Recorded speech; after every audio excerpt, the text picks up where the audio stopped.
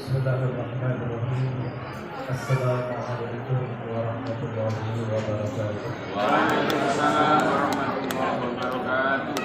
Alhamdulillah, alhamdulillahil subhanahu ala wajhi subhanahu al-mabsut fil wujudi karamah al-ihsan. Asyhadu an la ilaha illallah wahdahu la syarika lahu wa asyhadu anna sayyidana wa nabiyyana Muhammadan abduhu wa rasuluh. Allahumma salli wa sallim wa barik ala sayyidina Muhammad Ustaz Nabi Rahmatullah adada ma fi'ilullah salatan wa salaman daimain bidawam wal-fillah wa ala alihi wa sahbihi amma ba'd. Alhamdulillah, yang kami hormati pengasuh dan pengelola Kampus Zuriyah, yaitu Ibu Nyai Hajah Syamsiah, Gus Adam Ilhami, dan Gus Abdul Razak. Alhamdulillah, wabil khusus guru kita yang hadir, Abdurrahman Fahmi bin Ali As-Sabar, dan tak lupa ada Romo Kiai Dimyati. Semoga di malam hari ini penuh curahan keberkahan serta rahmat Allah Subhanahu wa Ta'ala, yang mana Allah izinkan kita berada di satu majlis yang mulia. Lisan kita basah dengan kalimat yang mulia, memuji nama yang mulia. Siapa Bapak Ibu? Nabi Muhammad Sallallahu Alaihi Wasallam. Dan kita berada di majlis yang mulia ini, insya Allah dimuliakan pula kehidupan kita. Allah muliakan kehidupan kita, Allah rahmati kita, Allah berkahi kita, dan insya Allah ini menjadi saksi akhirat kelak bahwasanya kita mencintai Nabi Muhammad SAW dengan menghadiri majlis yang mulia ini. Amin ya rabbal alamin. Bapak Ibu yang dirahmati Allah, kita menghadiri satu acara milad ke-11 Pondok Pesantren Zuriyah 2. Alhamdulillah, ada beberapa rangkaian acara tadi kami dan saya beserta Habib Fahmi mendengarkan rangkaian acara yang sudah berjalan dari awal sampai maulid berjalan ini sampai akhir, insya Allah luar biasa sekali. Ada penampilan dari para santri maupun santriwati, dan juga ada khatmul Quran juga, ditutup dengan maulid memuji Nabi Muhammad SAW. Insya Allah kita akan mendengarkan pula nasihat dari guru kita Habib Fahmi As-Sagar. Ini Bapak Ibu, salah satu bentuk cinta kita kepada Nabi Muhammad SAW. Kita sebagai umat Nabi Muhammad SAW dituntut bagaimana kita memantaskan diri menjadi umat Nabi yang menggembirakan hati Nabi Muhammad SAW. Jangan hanya berhenti mengaku cinta dengan lisan saja. Jangan merasa sudah cukup saya mencintai Nabi, saya mengaku umat Nabi Muhammad SAW tanpa ada pembuktian. Maka Bapak Ibu, tidak ada lain pembuktian itu adalah kita mentaati perintah Allah dan Rasulnya dengan baik.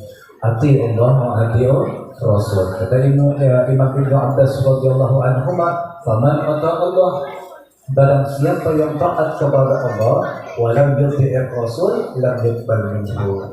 Barang siapa yang taat kepada Allah tanpa mentaati Rasulnya, maka tidak diterima oleh Allah Subhanahu wa Ta'ala.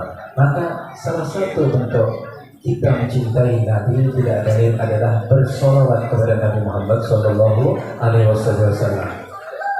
Ketika Nabi SAW memerintahkan kepada para sahabatnya, wahai para sahabatku, ahdirul mimbar, hadirkan mimbar. Fahadarna, maka dihadirkan mimbar di hadapan Nabi SAW. Maka Nabi menaiki mimbar derajat yang pertama mengatakan amin, sampai derajat yang ketiga mengatakan amin. Para sahabat bertanya, Bapak Ibu, ya Rasulullah, ya Rasulullah, kami belum pernah mendengar engkau mengatakan amin sampai 3 kali. Ada apa yang terjadi dengan engkau ya Rasulullah? Ini dari para sahabat ini, dari cintanya kepada Nabi SAW. Lalu apa kata Nabi? Ketahuilah, inna Jibril alaihissalam aradani. Sesungguhnya tadi wahai para sahabatku, saya mengatakan amin karena malaikat Jibril alaihissalam mendatangiku. Malaikat Jibril Bapak Ibu berdoa kepada Allah minta diakhiri siapa? Kanjeng Nabi Muhammad sallallahu alaihi wasallam. Kalau Nabi Isa Ruhullah, Nabi Musa Kalimullah, Nabi Ibrahim Khalilullah, kalau Nabi Muhammad SAW Habibullah, kecintaan Allah Subhanahu wa Ta'ala. Maka kita beruntung menjadi umat Nabi Muhammad SAW. Apa doa malaikat Jibril? Ada 3 doa yang kita bahas adalah satu saja Bapak Ibu, kaitannya dengan majlis yang mulia ini, yaitu ba'da man dzukirka indahu falan yusalli 'alaika. Qul amin ya Rasulullah. Sungguh jauh dari Allah Subhanahu wa Ta'ala apabila kita mendengar nama yang mulia Nabi Muhammad sallallahu alaihi wasallam, atau kama qala sallallahu alaihi wasallam, Rasulullah sallallahu alaihi wasallam. Ketika telinga kita mendengar nama yang mulia, kita pikir bersolawat kepada Nabi, maka ini tergolong manusia yang rugi. Bayangkan Bapak Ibu, mendengar nama yang mulia, kita diperintahkan untuk bersolawat kepada Nabi. Bagaimana setiap waktu lisan dan hati kita selalu mengingat Nabi Sallallahu Alaihi Wasallam, selalu bersolawat kepada Nabi kita Nabi Muhammad SAW. Ini adalah bentuk kemuliaan dari Allah Subhanahu Wa Taala. Maka Bapak Ibu, ketika kita ringan bersolawat kepada Nabi, dijaga, diistiqomahi. Itu bentuk jembatan kita rindu kepada Nabi Muhammad SAW, jembatan kita menggapai kecintaan Nabi Muhammad SAW. Bapak Ibu yang dirahmati Allah, kita sebagai umat Nabi tentunya mengharapkan kebaikan dari Allah di alam dunia, alam barzakh sampai alam akhirat. Alam dunia kita menginginkan kebaikan demi kebaikan, dimudahkan semua urusan kita. Urusan akhirat, urusan duniawi, meninggal dalam keadaan yang terbaik, yaitu apa Bapak Ibu? Husnul khatimah. Allah dan Rasulnya ridho, orang tua kita ridho, saudara kita ridho, sahabat kita ridho, seluruh umat muslimin dan muslimat ridho kepada kita. Kita tidak punya salah sama sekali, diampuni oleh Allah Subhanahu Wa Taala. Ini bentuk kebaikan dari Allah. Belum nanti di alam barzakh, belum nanti di alam akhirat. Dimasukkan ke surga Allah Subhanahu Wa Taala, pahala yang terbaik yaitu surga Allah bersama manusia yang terbaik yaitu Nabi Muhammad Sallallahu Alaihi Wasallam. Kuncinya apa Bapak Ibu? Kuncinya apa? Yaitu watazawwadu fa inna khairaz zadi taqwa wattaquni ya ulil albab. Kuncinya bagaimana kita bisa menggapai kebaikan demi kebaikan dari Allah Ta'ala, menjaga iman dan takwa kita kepada Allah Subhanahu wa Ta'ala. Ketika kita beriman kepada Allah, apakah cukup dengan iman saja? Tentunya ada pembuktian daripada iman kita. Karena Islam huwal amal. Al-Islam itu adalah pembuktian kita, pengamalan kita atas keimanan kita, menjadikan syariat Allah yang mulia yang dibawakan Nabi kita Nabi Muhammad Sallallahu Alaihi Wasallam. Maka Bapak Ibu, kita menginginkan anak yang soleh. Tentunya orang tua harus memantaskan diri. Bagaimana bisa mendapatkan anak yang soleh-soleha, anak yang berakhlakul karimah, anak yang taat kepada Allah dan Rasulnya, anak yang alim-alimah, hafidh-hafidhah. Butuh apa? Memantaskan diri orang tua itu, yaitu apa? Bagaimana orang tua itu menjadi cerminan yang baik bagi anak-anaknya. Maka beruntung panjenengan yang mempunyai anak, ditempatkan jiwa anak panjenengan di gudang-gudang kemuliaan. Salah satunya adalah madrasah, ya, yang mana di situ ada guru-guru kita yang ikhlas, sabar, membimbing, mengenalkan anak-anak kita, mendekatkan anak-anak kita kepada Allah dan Rasulnya. Ngapunten Bapak Ibu, berkembangnya teknologi sekarang ini sangat menakutkan.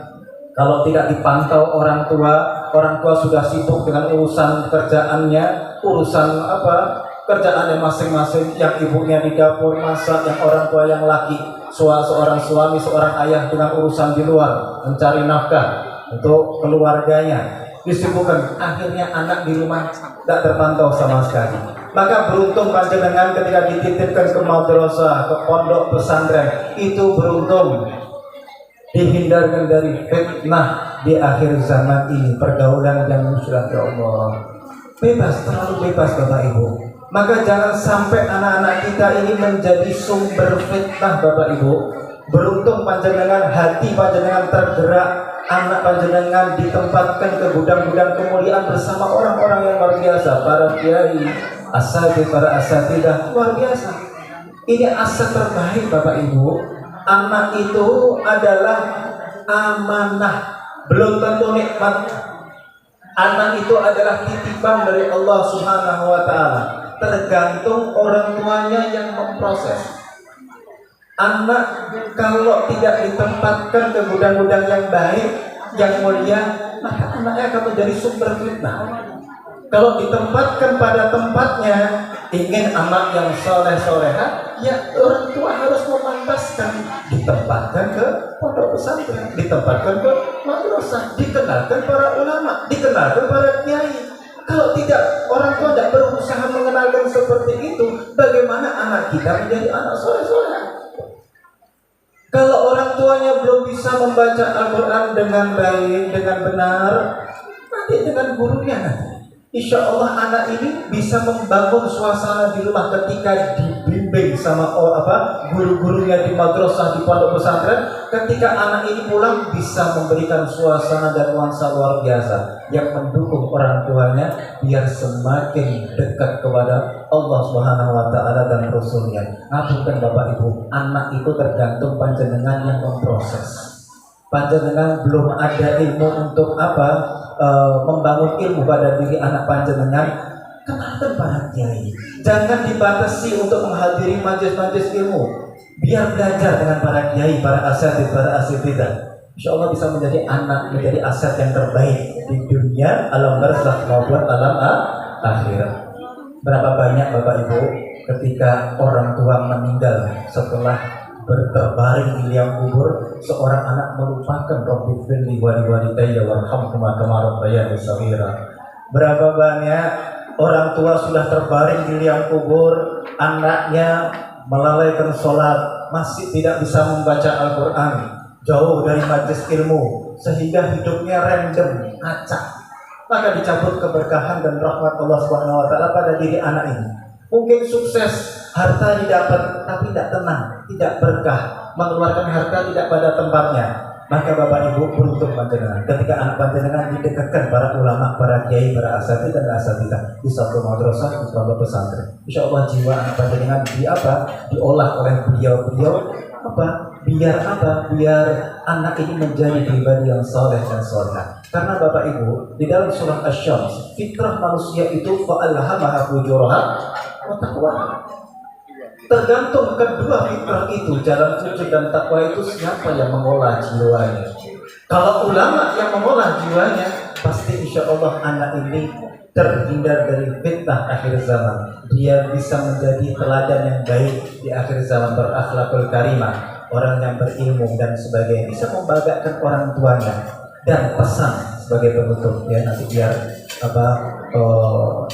yang lebih utama nanti biar Habib Fahmi.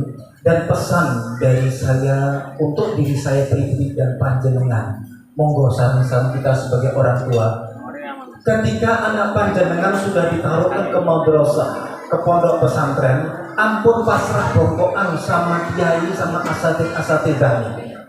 Jangan. Panjenengan ini harus membangun suasana pula ketika anak pulang dari pesantren, ketika anak panjenengan pulang dari madrasah, panjenengan harus membangun suasana yang baik pula. Jangan anak panjenengan ketika masuk pondok pesantren, setelah ada waktu libur bisa pulang, tidak ada suasana pondok pesantren di rumah. Sangat disayangkan Bapak Ibu, anak jadi bingung. Paling tidak panjenengan itu bisa meluangkan waktu duduk bersama anak-anak, tanya, Dik, anakku, kamu selama di pondok ini apa yang kamu dapatkan? Ini luar biasa. Anak ketika menuntut ilmu pulang jangan ditanya jamaahnya berapa, jangan ditanya konsumsinya apa, jangan ditanya macam-macam. Tadi sampai jam berapa ini, jangan. Yang ditanya ini adalah tadi kamu dapat apa? Ilmu yang disampaikan para kiai, para asatidzah itu tadi yang kamu tangkap apa? Karena Rabbi zidni ilma warzuqni fahma. Berapa banyak orang menuntut ilmu hanya menambah ilmu saja, tapi tidak paham. Bagaimana orang manusia bisa mengamalkan ilmu kalau tidak paham? Karena warzuqni fahman, tidak setiap penuntut ilmu faham atas ilmu yang disampaikan gurunya. Maka butuh hati yang bersih ketika menuntut ilmu.